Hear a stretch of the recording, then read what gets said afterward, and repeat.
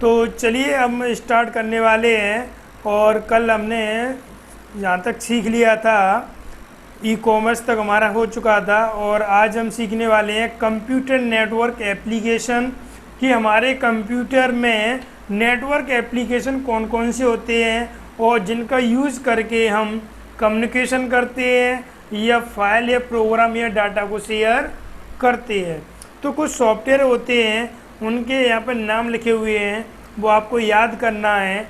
और इसी तरीके से एग्जाम में भी आपसे पूछे जाते हैं कि निम्न में से कौन सा कंप्यूटर नेटवर्क एप्लीकेशन नहीं है। तो चलिए हम देखते हैं कंप्यूटर नेटवर्क एप्लीकेशन।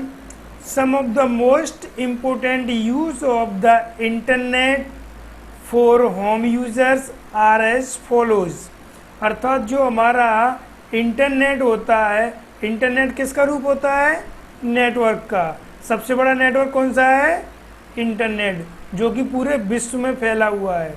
तो उसके बहुत सारे सॉफ्टवेयर हैं जो नीचे दिए गए हैं, जिनका हम होम यूज़र समझ लो या फिर जिनका हम यूज़ करते हैं। तो चलिए हमारे सामने पहला पॉइंट है sharing of data program and peripherals. एक ऐसा भी नेटवर्क एप्लीकेशन होता है जिनके माध्यम से हम शेयरिंग ऑफ डाटा अर्थात डाटा को शेयर कर सकते हैं, प्रोग्राम को शेयर कर सकते हैं एंड पेरिफेरल डिवाइस को शेयर कर सकते हैं। तो ये सभी क्या है? नेटवर्क एप्लीकेशन होता है जिसके माध्यम से किसी भी डाटा, प्रोग्राम या पेरिफेरल डिवाइस को हम शेयर कर सकते हैं। सेकंड पॉइंट आता है access to remote information. Remote information क्या होती है? जैसे आप अपने घर से किसी दूसरे व्यक्ति से, सपोज वो दिल्ली रहता है, आप मुरैना रहते हैं, आप वहाँ से कोई भी इंफॉर्मेशन मंगाते हो तो वो किसके माध्यम से आती है? किसी भी एक ऐप्स होता है, एप्लीकेशन सॉफ्टवेयर है, उसके माध्यम से आती है। तो जो इन्फॉर्मेशन आ रही है उसे हम क्या कह रहे हैं? Remote information. या आप गूगल पे कोई भी चीज़ सर्च करके तुरंत प्राप्त कर लेते हैं, तो वो क्या हो गई? Remote information. तो सेकंड पॉइंट आता है हमारा access to remote information. Clear? अब रिमोट क्या होता है? रिमोट का मीन्स होता है दूरस्थ, अर्थात किसी दूर रखी चीज़ को हम अपनी जगह से एक्सेस कर रहे हैं, तो वो क्या हो जाता है हमारे लिए? Remote information. थर्ड पॉइंट आता है हमारा एक्सेस टू रिमोट प्रोग्राम। यहाँ पे हम इंफॉर्मेशन को यूज कर रहे थे, इसलिए क्या हो गई? रिमोट इन्फॉर्मेशन हो गई। अब यहाँ से हम रिमोट प्रोग्राम अर्थात किसी प्रोग्राम को यूज करेंगे तो वो क्या हो जाएगा? Remote programme. सपोज अभी जैसे हम यहाँ पर स्टडी कर रहे हैं और जहाँ से मैं आपके मोबाइल को चलाने लगूँ अपने मोबाइल से, तो वो कैसा हो जाएगा? रिमोट लॉगिन हो जाएगा। अर्थात आपका मोबाइल आपके पास है, मेरा मोबाइल मेरे पास है, फिर भी अगर मैं अपने मोबाइल से आपके मोबाइल को अपने मोबाइल में चलाता हूँ तो वो कैसा हो गया? रिमोट प्रोग्राम हो गया। अर्थात मैं अपने सॉफ्टवेयर से आपके किसी भी सॉफ्टवेयर से कनेक्ट होकर आपके कंप्यूटर को या मोबाइल को जहाँ से ऑपरेट करते हैं, तो जिस प्रोग्राम के तहत, जिस सॉफ्टवेयर के तहत हम उसका यूज़ करते हैं उसे हम क्या बोलते हैं? Access to remote program. ये कुछ सॉफ्टवेयर होते हैं जिनकी सहायता से आप कहीं से भी किसी के भी प्रोग्राम को, किसी के भी मोबाइल को चला सकते हैं। जैसे एक सॉफ्टवेयर आता है एनी डिस्क। आप एनी डिस्क से अपने घर बैठ के ऑल इंडिया में किसी के भी मोबाइल को, किसी के भी कंप्यूटर को चला सकते हैं, और वो केवल वहाँ पर देखता रहेगा कि आप उसमें क्या कर रहे हो। क्लियर? तो उसे हम कहते हैं एक्सेस टू रिमोट प्रोग्राम। अर्थात अपने घर से किसी दूर रखे डिवाइस को, दूरस्थ प्रोग्राम को यूज़ करना क्या कहलाता है? Access to remote program. Fourth point आता है हमारा एक्सेस टू रिमोट डाटाबेस। ये हमारा इंफॉर्मेशन की तरह होता है, किसी दूरस्थ डाटाबेस को यूज़ करना क्या कहलाता है? Access to remote database. अब डाटाबेस क्या होता है? डाटाबेस बहुत सारी इंफॉर्मेशन, फाइल, फोल्डर इत्यादि का कलेक्शन होता है, जिसमें फाइल भी होती है, फोल्डर भी होता है, इंफॉर्मेशन भी होती है और डाटा भी होता है। इन सभी का एक जगह कलेक्शन क्या कहलाता है? डाटाबेस कहलाता है। जैसे आप स्कूल में पढ़ने जाते हैं, आप सभी अपने सब्जेक्ट के नोट्स बनाते हैं और उन सभी नोट्स को आप किस में रखते हैं? एक बैग में रखते हैं। तो वो सभी इंफॉर्मेशन, चाहे आपकी अकाउंट की हो, चाहे बिजनेस की हो, चाहे हिंदी हो, चाहे इंग्लिश हो, चाहे आपकी आईपी हो, उन सभी सब्जेक्ट को आपने किस में रखा? बैग में रखा। तो उन सभी प्रकार की इंफॉर्मेशन आपने किस में स्टोर कर ली? बैग में कर ली। तो बैग क्या कहलाएगा? डाटाबेस। ये एक एग्जांपल है। उसी प्रकार आप अपने कंप्यूटर में फाइल बनाते हो, फोल्डर बनाते हो, तो उन जो सभी फाइल व फोल्डर जिस जगह स्टोर होती हैं उसे हम क्या कहते हैं? डाटाबेस। क्लियर? चलिए नेक्स्ट पॉइंट आता है हमारा वैल्यू एडेड कम्युनिकेशन फैसिलिटीज़। जो हमारी वैल्यू एडेड कम्युनिकेशन फैसिलिटीज़ होती हैं, अर्थात कुछ सॉफ्टवेयर हमें ऐसे भी मिलते हैं जिनके माध्यम से हम अपनी टेक्स्ट आधारित या कोई भी वीडियो आधारित कम्युनिकेशन करने की फैसिलिटी मिलती है। 6 पॉइंट आता है पर्सन टू पर्सन कम्युनिकेशन, अर्थात एक ऐसा नेटवर्क एप्लीकेशन भी होता है जिससे एक पर्सन दूसरे पर्सन से कम्युनिकेशन कर सकता है। जैसे आप व्हाट्सएप से कम्युनिकेशन करते हो, आपस में आप जो भी कम्युनिकेशन हो रहा है वो कौन सा हो गया? Person to person. Person means आप भी पर्सन हो और सामने वाला जो कम्युनिकेशन कर रहा है वो भी पर्सन है। तो जब पर्सन टू पर्सन कम्युनिकेशन करते हैं तो वो हमारा किस नेटवर्क एप्लीकेशन के तहत आएगा? Person to person communication network application के तहत। क्लियर? चलिए नेक्स्ट पॉइंट आता है हमारा इंटरैक्टिव एंटरटेनमेंट, अर्थात कुछ एप्लीकेशन सॉफ्टवेयर ऐसे भी होते हैं जो हमें बहुत सारा इंटरटेनमेंट देते हैं। इंटरटेनमेंट जानते हो आप कि जैसे हम गेम खेल रहे हैं या हम कार्टून देख रहे हैं या हम ड्राइंग बना रहे हैं या हम कोई अदर चीज़ यूज़ कर रहे हैं जिससे हमारा मनोरंजन हो रहा है, एंटरटेनमेंट हो रहा है, हमें मज़ा आ रहा है, तो वो सॉफ्टवेयर ये हमारे कौन से कहलाते हैं? Network application. क्लियर? जैसे आप गेम खेलते हो तो वो भी तो नेट से ही चलते हैं ना, गेम वगैरह जो भी आप ऑनलाइन गेम खेलते हो, जैसे आप पबजी गेम खेल रहे हो या कोई और गेम खेल रहे हो, तो वो सभी गेम कैसे हैं? ऑनलाइन है। अब ऑनलाइन अपन किससे आते हैं? इंटरनेट से। और इंटरनेट किससे बनता है? नेटवर्क से। ये पूरी एक चेन होती है जो आपस में कनेक्ट होती है। तो इंटरेक्टिव एंटरटेनमेंट क्या हो गया कि हम अपने मनोरंजन के लिए, एंटरटेनमेंट के लिए जो सॉफ्टवेयर यूज़ करते हैं उन्हें हम क्या कहते हैं? Interactive entertainment network application. Clear? Next electronic commerce, जी हमने कल सीखा था। इलेक्ट्रॉनिक कॉमर्स क्या था हमारा? कि इंटरनेट के माध्यम से किसी भी वस्तु या किसी भी बुक्स वगैरह कोई भी चीज़ जो सेल्स या बाई करते हैं, अर्थात खरीदते भी हैं और बेचते भी हैं, क्रय भी करते हैं और विक्रय भी करते हैं, वो सारी चीज़ क्या कहलाती है? Electronic commerce. और इसकी कल मैंने आपको कुछ साइट भी बताई थी। कौन कौन सी थी?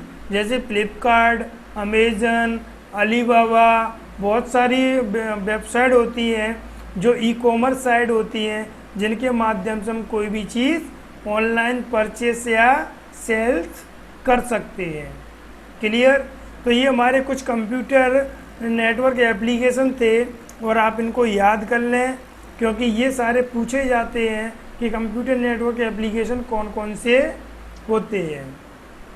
और अभी हम अपने क्लास के अंत में आज महत्वपूर्ण टॉपिक पर कम्युनिकेशन करेंगे कि हमें साथ ही साथ में क्वेश्चन आंसर भी सीखने हैं, अपने ऑब्जेक्टिव क्वेश्चन भी लगाने हैं, तो उनके बारे में भी अपन डिस्कशन करेंगे क्लास के लास्ट में कि किस तरीके से उनको मेंटेन करना है और साथ ही साथ समझना भी है। तो दोनों चीज़ पे है। ठीक है, चलिए आगे बढ़ते हैं। और नेक्स्ट टॉपिक है हमारा कि advantage of computer network, advantage या डिसएडवांटेज। तो इसको हम देखते हैं कि हमारे कौन कौन से एडवांटेज होते हैं, कौन कौन से डिसएडवांटेज होते हैं जो हमारे कंप्यूटर नेटवर्क में यूज़ किए जाते हैं।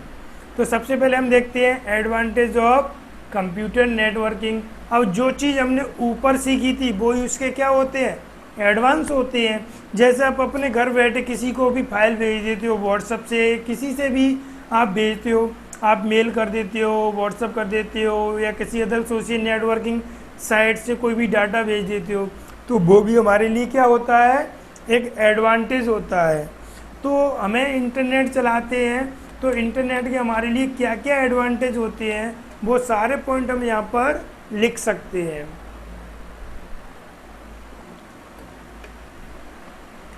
और पहला पॉइंट आता है हमारे सामने स्पीड। और स्पीड इसकी कैसी होती है, वेरी रैपिडली, वेरी फास्ट।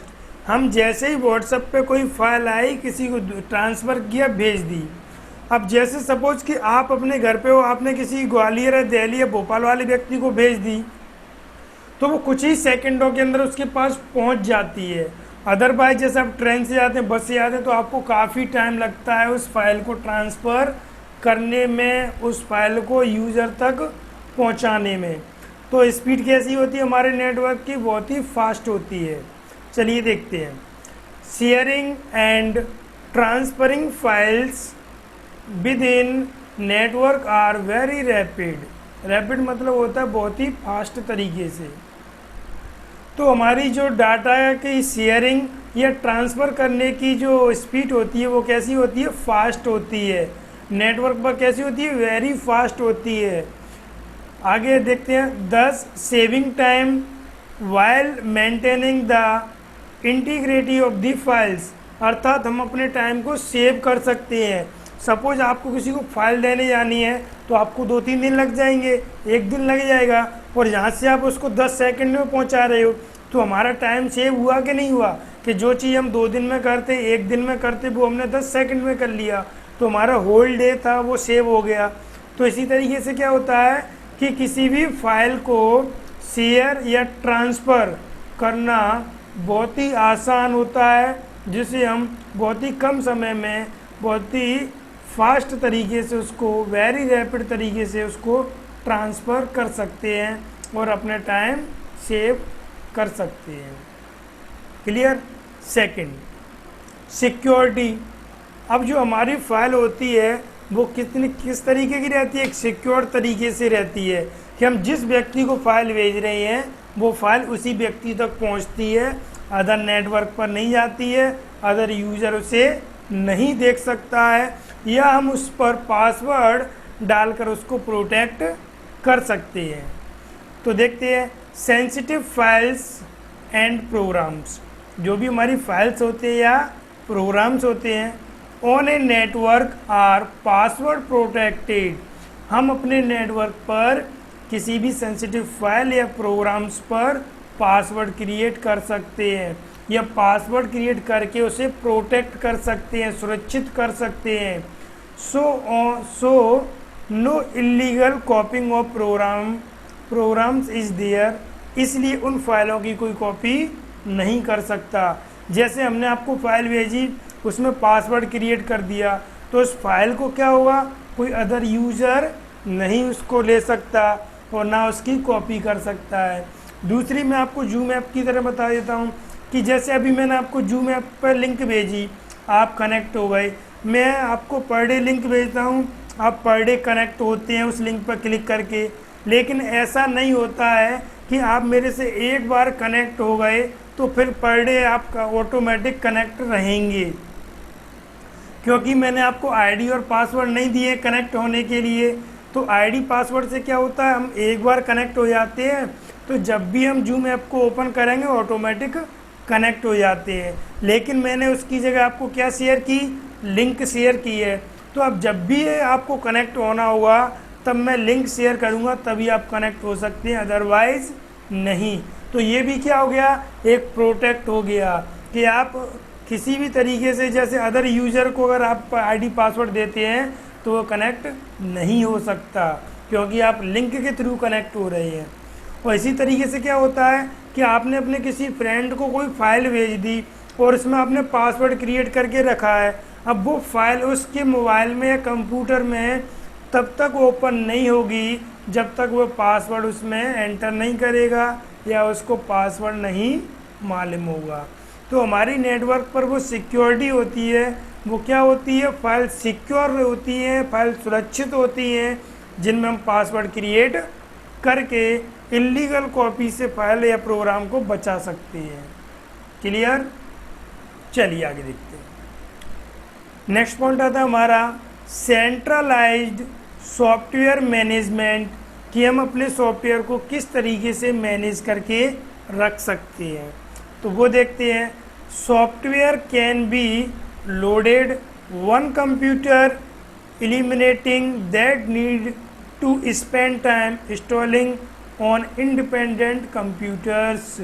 अर्थात हमारे एक कंप्यूटर में कोई भी सॉफ्टवेयर लोड हो जाता है या इंस्टॉल हो जाता है, उसके बाद वो कैसा हो जाता है, इंडिपेंडेंट हो जाता है, अर्थात वो आसानी से कार्य करने लगता है। लेकिन किसी भी कंप्यूटर को ऑपरेट करने से पहले उसमें हमें सॉफ्टवेयर लोड करना आना चाहिए, अर्थात सॉफ्टवेयर को मैनेजमेंट करना आना चाहिए। क्लियर? नेक्स्ट देखते हैं फाइल शेयरिंग। फाइल शेयरिंग जो अभी हमने ऊपर पॉइंट देखा था, उसके सॉफ्टवेयर में, नेटवर्क एप्लीकेशन सॉफ्टवेयर में फाइल हो या डाटा हो या प्रोग्राम हो, शेयर मीन्स होता है शेयर करना। अब देखते हैं, you can easily share data between different users. हमारा कोई भी डाटा बहुत ही आसान तरीके से विभिन्न यूज़र्स को या हम किसी भी यूज़र्स को ट्रांसफ़र कर सकते हैं या भेज सकते हैं या शेयर कर सकते हैं। और access it remotely if you keep it on other connected device. अब ये क्या कह रहा है, अभी मैंने आपको रिमोट का अर्थ क्या बताया था, दूरस्थ। जैसे आपका घर और उनका घर अलग अलग है, आप फिर भी कनेक्ट हो रहे हो आपस में, वो क्या है, रिमोटली। नहीं समझ में आया? चलिए हम आपको एक और शानदार तरीके से बता देते हैं। जैसे आप हमसे कनेक्ट हो, आपका घर वहाँ है, हमारा घर यहाँ है, आप किसके द्वारा कनेक्ट हो, जूम ऐप के द्वारा। क्लियर? इतना तो मालूम है कि आप हमसे किसके माध्यम से कनेक्ट हो, जूम ऐप के द्वारा। तो आप यहाँ पर रिमोट किसका काम करेगा, जूम ऐप का काम करेगा। अर्थात जो आप हमसे कनेक्ट हो वो रिमोटली यहाँ पे कौन बन गया, जूम ऐप बन गया, क्योंकि दो जो अलग अलग स्थानों पे चीज़ें उनको कनेक्ट कर रहा है। तो उसी तरीके से क्या होता है कि access it remotely if you keep it on other connected device. किसी भी दूरस्थ रखे डिवाइस से कनेक्ट होने के बाद आप वह इंफॉर्मेशन जो शेयर की गई थी उसको एक्सेस कर सकते हैं, उसे प्राप्त कर सकते हैं। तो यही इसमें कहा गया है, यू कैन ईजली शेयर, तुम बहुत ही आसान तरीके से शेयर कर सकते हो डाटा बिटवीन डिफरेंट यूज़र, किसी भी यूज़र को, और एक्सेस इट रिमोटली, और वह एक्सेस कर सकता है if you keep it on other connected device, जो दूसरा आपसे डिवाइस कनेक्टेड है वो। चलिए नेक्स्ट पॉइंट देखते हैं हम अपना, रिसोर्स शेयरिंग। अब रिसोर्स शेयरिंग क्या होता है, रिसोर्स मतलब होता है कोई भी डिवाइस, कोई भी साधन जिसके माध्यम से हम शेयर कर सकते हैं। तो ये पॉइंट अभी हमने ऊपर सीखा था कि पेरिफेरल डिवाइस को शेयर करना। पेरिफेरल डिवाइस पूरे हमारे किस में आ जाते हैं, रिसोर्स शेयरिंग में आ जाते हैं। और रिसोर्स शेयरिंग क्या होता है ये मैंने आपको कल समझाया था। आप बताएं कमेंट करके क्या होता है, हमें जल्दी से क्या होता है। चलिए हम बता दें, हमने आपको बताया था कल कि पेरिफेरल वे डिवाइस होते हैं जो कंप्यूटर से बाहर से कनेक्ट किए जाते हैं, चाहे वो कीबोर्ड हो, मॉडेम हो, प्रिंटर हो, फैक्स हो, कोई भी चीज़ जो कंप्यूटर से बाहर से कनेक्ट की जाती है वो क्या कहलाती है, रिसोर्स शेयरिंग। तो उसी तरीके से अब हम जहाँ पर देखते हैं कि रिसोर्स शेयरिंग किस तरीके से डिफाइन की गई है। Using network connected peripheral device, बात आ गई पेरीफेरल डिवाइस की। तो यूज़र नेटवर्क कनेक्टेड अर्थात जो हम डिवाइस को यूज़ कर रहे हैं वो नेटवर्क से कनेक्टेड हैं, लाइक जैसे printer, scanner, fax machine, modem, copiers. ये कॉपियर्स वो होता है जो हमारे फ़ोटो कॉपी करने की मशीन होती है, उसी को हम क्या बोल देते हैं, कॉपियर। तो ये सभी वो डिवाइस हैं जिन्हें हम नेटवर्क पर बहुत ही आसान तरीके से शेयर करके उनका एक्सेस प्राप्त कर सकते हैं। और मैंने आपको कल बताया था कि इन सभी में सबसे ज़्यादा शेयर होने वाला डिवाइस कौन सा था, प्रिंटर। प्रिंटर किस प्रकार का डिवाइस था जो कि सबसे ज़्यादा शेयर किया जा रहा था, वो कौन सा डिवाइस था, प्रिंटर डिवाइस था। चलिए हम एम कॉमर्स पर भी क्लास ख़त्म होगी तब बात करेंगे, और अभी हम बता देते हैं कि मॉडेम, स्कैनर, ये सारी चीज़ मैं आपको बता देता हूँ क्या होती हैं, ठीक है। तो रिसोर्स शेयरिंग में हम इतने सारे डिवाइस शेयर कर सकते हैं, ये आपको समझ में आ गया। ये सभी पेरीफेरल डिवाइस होते हैं, आपको इतना समझ में आ गया, क्लियर। अब पहले हम देखते हैं प्रिंटर क्या होता है। तो प्रिंटर क्या होता है, हमारा एक आउटपुट डिवाइस होता है। आपने 11th में पढ़ा होगा इनपुट क्या होते हैं, आउटपुट क्या होते हैं। तो एक आउटपुट डिवाइस होता है जिसके माध्यम से जो कंप्यूटर में हमारा डाटा स्टोर रहता है वो सॉफ्ट कॉपी के रूप में होता है। अब सॉफ्ट कॉपी क्या होती है, जिसे हम पकड़ नहीं सकते, छू नहीं सकते, वो क्या होती है, सॉफ्ट कॉपी होती है। तो हमारे कंप्यूटर में जो डाटा, जो इन्फॉर्मेशन सेव है वो सब क्या है, सॉफ्ट कॉपी। तो प्रिंटर के माध्यम से उस सॉफ्ट कॉपी को किसी कागज़ पर प्रिंट किया जाता है। क्या किया जाता है, प्रिंट किया जाता है। और जो प्रिंट की कॉपी निकल के आती है कागज़ पर, उसे हम छू सकते हैं, पकड़ सकते हैं, इसीलिए हम उसे क्या कहते हैं, हार्ड कॉपी। क्या कहते हैं, हार्ड कॉपी। तो जिस डाटा को हम छू सकते हैं वो हार्ड कॉपी होता है, जिसे नहीं छू सकते वो सॉफ्ट कॉपी होता है। तो आपके कंप्यूटर में जो भी डाटा स्टोर है, आपके मोबाइल में जो भी फ़ोटो वीडियो जो भी डला हुआ है वो सब क्या है, सॉफ्ट कॉपी। क्योंकि आप वीडियो को पकड़ सकते हो, नहीं पकड़ सकते। आप अपने फ़ोटो को छू सकते हो, पकड़ सकते हो, नहीं छू सकते, नहीं पकड़ सकते। तो वो कैसा हो गया, सॉफ्ट कॉपी। लेकिन जब उसे किसी कलर प्रिंटर के द्वारा या प्रिंटर के द्वारा फ़ोटो को निकलवा लेते हो या डाटा को प्रिंट करवा लेते हो, फिर आप उसको पकड़ भी सकते हो, छू भी सकते हैं, तो वो क्या बन गया, हार्ड कॉपी। तो प्रिंटर एक ऐसा आउटपुट डिवाइस होता है जिसके माध्यम से हम किसी भी डाटा को क्या कर सकते हैं, किसी कागज़ पर प्रिंट ले सकते हैं, क्लियर। चलिए नेक्स्ट आता है हमारा स्कैनर। अब स्कैनर क्या होता है, स्कैनर होता है हम अपने जो हार्ड कॉपी डाटा निकल के आया तो प्रिंटर से, उसकी कॉपी को डिक्टो सॉफ्ट कॉपी में कन्वर्ट करके कंप्यूटर में डालना। जैसे आपने फॉर्म भरा तो आप आधार कार्ड की फ़ोटो कॉपी कराने जाते हो या आप स्कैन कराते हो, तो स्कैन करके वो क्या करते हैं, उसकी फ़ोटो कॉपी कंप्यूटर में सेव हो जाती है। तो वो ही कहलाता है हमारा स्कैनर, जो स्कैनिंग करने का काम करता है। और इसे कंप्यूटर की आँख भी कहते हैं। आँख क्यों कहते हैं, आपको मालूम है इसे, नहीं मालूम है, चलिए हम बताते हैं। जैसे आपने कोई चीज़ एक बार देख ली और आप आंख बंद करके उस इमेज के बारे में सोचते हो, तो वो आपको इमेज दिखती है कि नहीं दिखती, दिखती है ना। सपोज आपकी गली से कोई एक हाथी निकल के गया, आपने आंख बंद करके फिर उस हाथी की इमेज को शाम के टाइम सोचा, तो आपके दिमाग में वो उसकी इमेज बन जाती है। तो उसी प्रकार क्या होता है कि स्कैनर से हम कोई भी उसकी कागज़ रख के उसकी कॉपी दबा देते हैं, तो उसकी इमेज कहाँ पे बन जाती है, हमारे कंप्यूटर में बन जाती है। तो वो क्या कहलाती है, हमारी स्कैनर, कंप्यूटर की आँख, क्लियर। ये हर किसी को नहीं पता रहता है कि कंप्यूटर की आँख किसे कहते हैं, तो उसे हम क्या कहते हैं, स्कैनर कहते हैं। हम आपको सारी चीज़ बताएंगे कि कंप्यूटर की बॉडी किसे कहते हैं, कंप्यूटर की आत्मा किसे कहते हैं, कंप्यूटर का दिल या हार्ट किसे कहते हैं, कंप्यूटर का ब्लड किसे कहते हैं, कंप्यूटर की आँख किसे कहते हैं। सारी चीज़ हम एक एक से सीख लेंगे। क्लियर। अब नेक्स्ट आता है हमारा फैक्स। फैक्स क्या होता है? फैक्स भी एक ऐसा डिवाइस होता है जो किसी भी हमारी स्कैन की गई कॉपी को टेलीफोन के माध्यम से किसी दूसरे व्यक्ति या रिमोट प्लेस पर भेजना।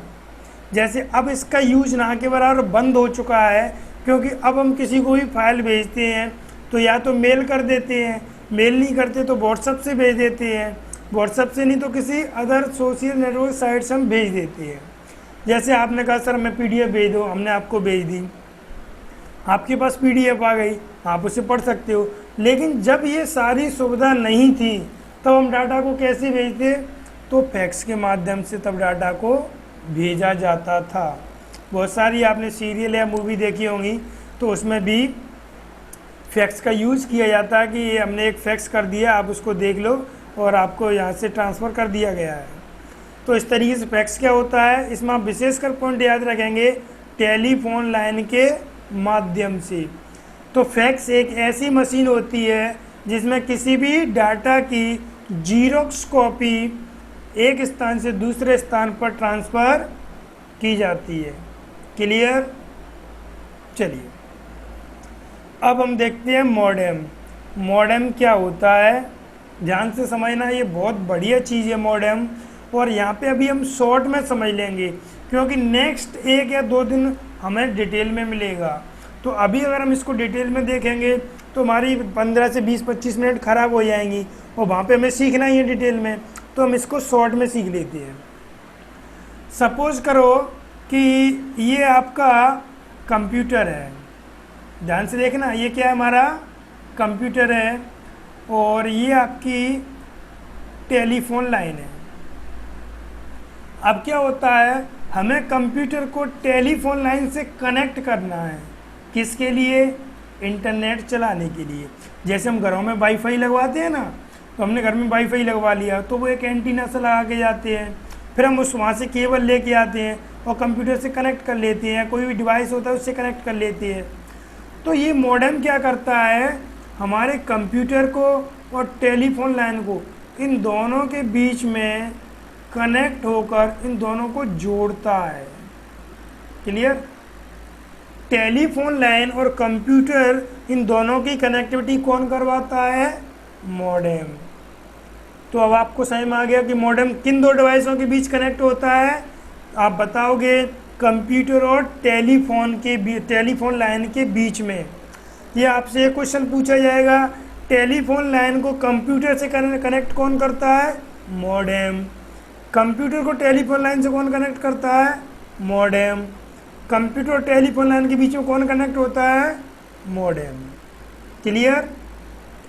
तो हमें कभी भी अगर नेट एक्सेस करना है टेलीफोन लाइन का, तो इन दोनों के बीच में कनेक्टिविटी कराने का काम कौन करेगा? मॉडेम। और मॉडेम का फुल फॉर्म होता है मॉड्यूलेटर एंड डिमॉड्यूलेटर। क्लियर। क्या होता है? Modulator and demodulator. आप अभी इस पर ज़्यादा ध्यान ना दें, इतना समय आ गया हुआ कि ये किन 2 डिवाइसों के बीच में कनेक्ट होगा? कंप्यूटर और टेलीफोन लाइन के बीच में। इन दोनों को आपस में कनेक्ट कौन करेगा? मॉडेम करेगा। किसके लिए कनेक्ट करते हैं हम? इन दोनों के बीच में कम्युनिकेशन करने के लिए, नेटवर्क एक्सेस करने के लिए, अर्थात नेट चलाने के लिए। क्लियर। चलिए आगे देखते हैं और हम अपने आगे और देखते हैं। इसमें हमारा कहाँ तक हो गया? फाइल शेयरिंग तक हो गया है ना। चलिए आगे देखते हैं। और हमारा रिसोर्स शेयरिंग भी हो गया। नेक्स्ट पॉइंट आता है हमारे सामने इम्प्रूव कम्युनिकेशन। क्या?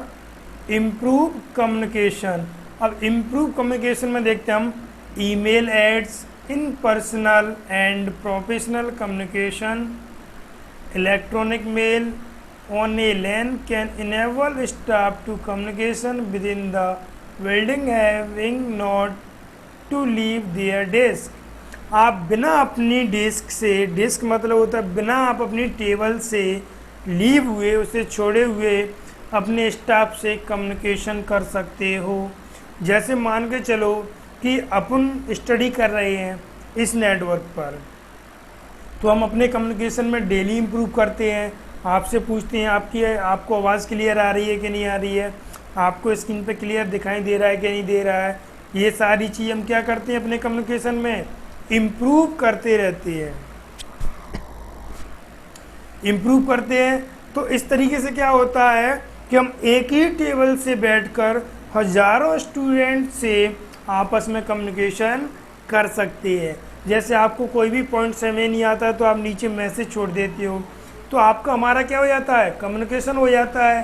तो अपनी टेबल से छोड़े हुए एक ही टेबल से आप अनेक व्यक्तियों से इम्प्रूव के साथ कम्युनिकेशन कर सकते हो, एक प्रोफेशनल कम्युनिकेशन कर सकते हो, एक पर्सनल चैटिंग कम्युनिकेशन कर सकते हो।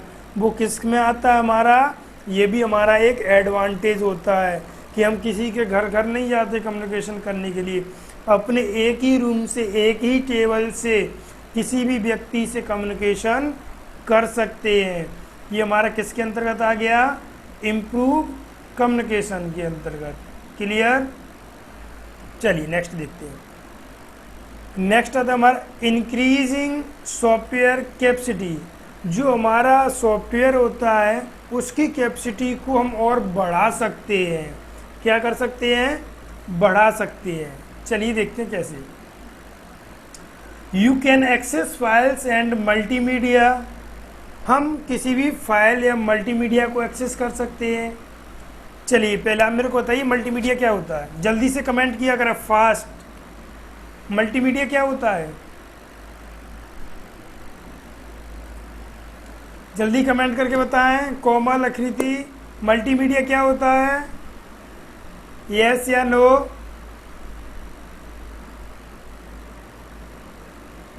फास्ट किया करें आप। मल्टीमीडिया नहीं पता,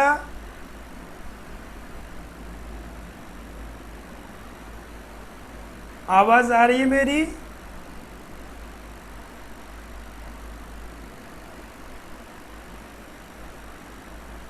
कमेंट करें जल्दी। आप नहीं पता है तो नो लिखें, नो सर हमें नहीं मालूम।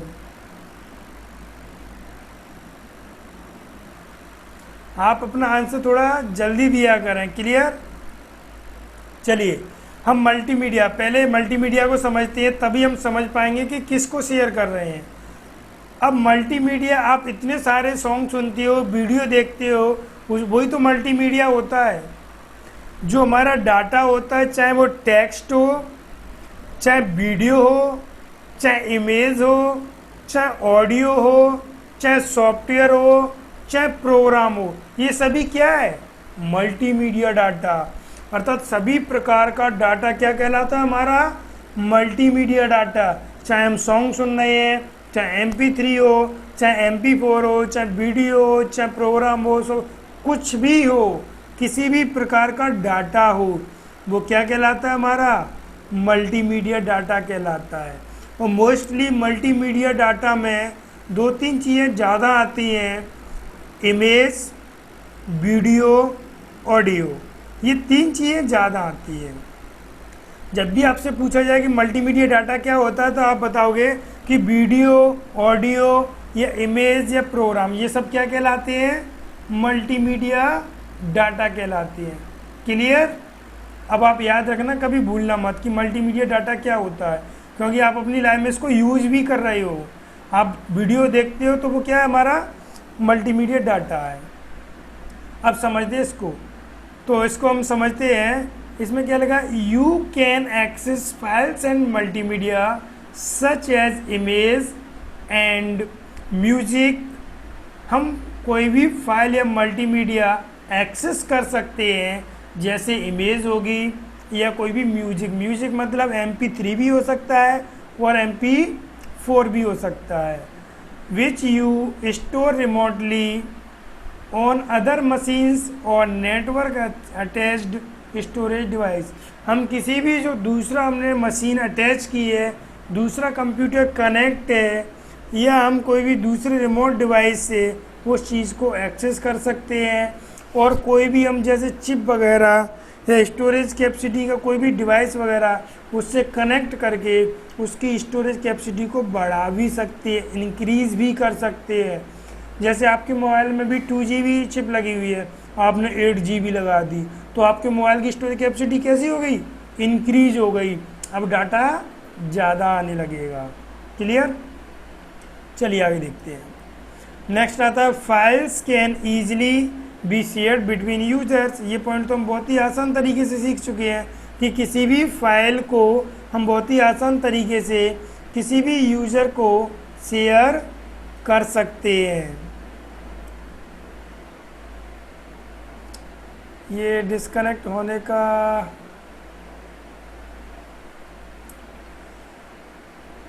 चलिए आप जल्दी से कनेक्ट हो जाइए और फिर हम देखते हैं, आज क्लास की भी बात करते हैं। चलिए आ गए अब। तो क्या होता है कि हमारी जो फाइल होती है, file can easily be shared between users. हम किसी भी फाइल को किसी भी यूज़र को बहुत ही आसान तरीके से शेयर कर सकते हैं। और नेक्स्ट पॉइंट आता है हमारा network user can communicate email, instant messenger. हम किसी भी ईमेल के माध्यम से या इंस्टेंट मैसेंजर के माध्यम से किसी भी यूज़र से कम्युनिकेशन कर सकते हैं। इंस्टेंट मैसेंजर समझते हो आप? लाइव कम्युनिकेशन, जिसका आप दोनों व्यक्ति आपस में ऑनलाइन कनेक्ट होकर जो कम्युनिकेशन करते हो, वो कौन सा कहलाता है? Instant messenger. क्लियर? चलिए आगे देखते हैं।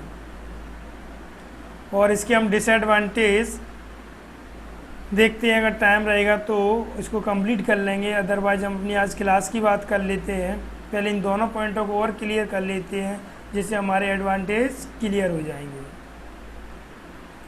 और हमारा नेक्स्ट पॉइंट एडवांटेज का, सिक्योरिटी इज़ गुड। नेटवर्क में जो भी डाटा हम ट्रांसफ़र करते हैं वो कैसा रहता है? सिक्योरिटी, क्योंकि हम उसमें पासवर्ड क्रिएट कर सकते हैं। जब हम किसी भी फाइल में पासवर्ड क्रिएट कर देते हैं तो वो हमारी कैसी हो जाती है? सिक्योर हो जाती है। जैसे हम अपने घरों में किसी भी रूम में ताला लगा देते हैं तो वो कैसा हो जाता है? सिक्योर हो जाता है।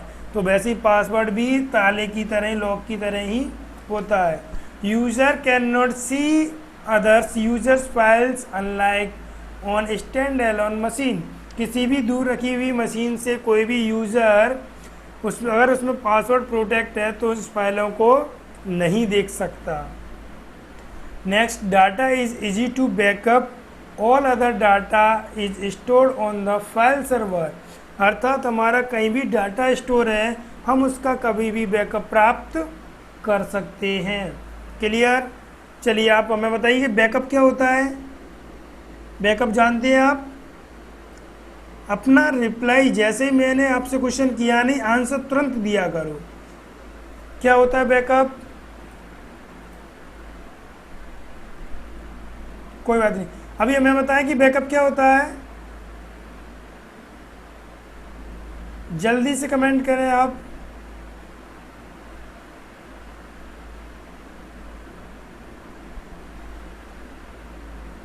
डिलीट क्यू डाटा, नहीं डिलीट हो गया वो तो डाटा गया ही, फिर बैकअप क्या होगा? नहीं, ये आंसर सही नहीं है। हाँ, वापस आ जाता है। क्लियर?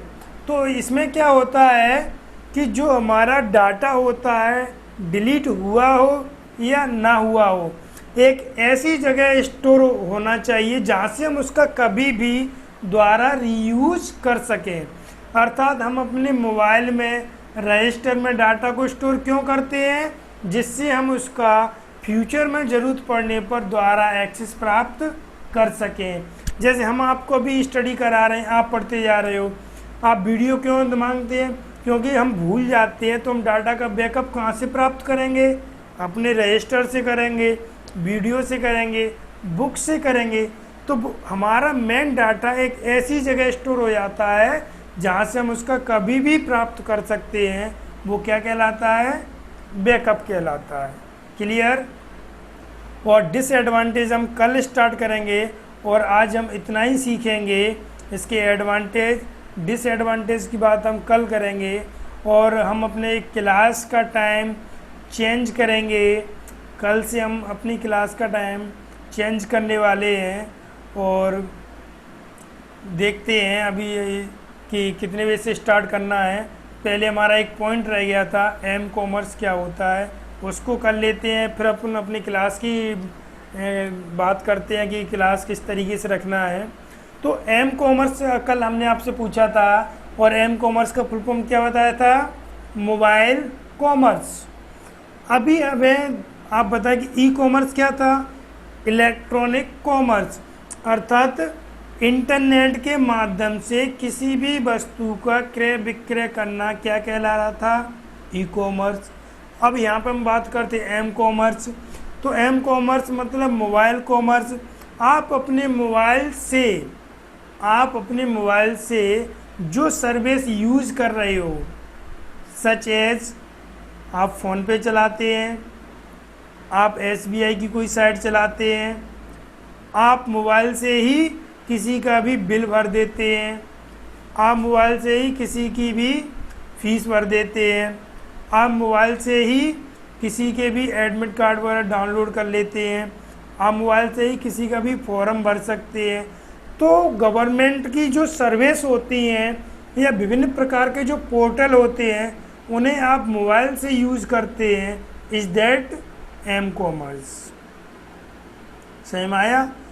आप एम कॉमर्स क्या होता है? जो मोबाइल से सर्विस यूज़ कर रहे हैं वो एम कॉमर्स होता है, और जो आप कंप्यूटर से इंटरनेट के माध्यम से कोई भी चीज़ें क्रय विक्रय करते हैं वो क्या कहलाता है? E commerce. जैसे आपने देखा होगा कि हमारा बैलेंस ख़त्म हो जाता है, हम मोबाइल से उसे रिचार्ज कर लेते हैं, वो क्या कहलाता है? हमारा एम कॉमर्स, अर्थात मोबाइल कॉमर्स। क्लियर? तो चलिए, हम आज की हमारी क्लास फिनिश होती है, और अब हम बात करते हैं अपने टॉपिक के बारे में, और जानते हैं उसमें कि किस तरीके से क्लास रखनी है। और ये चीज़ हम यहीं पे एंडिंग कर रहे हैं, वो चीज़ हम अपने व्हाट्सएप ग्रुप में देखते हैं क्लास के बारे में। ठीक है, चलिए तो इसको हम स्टॉप करते हैं।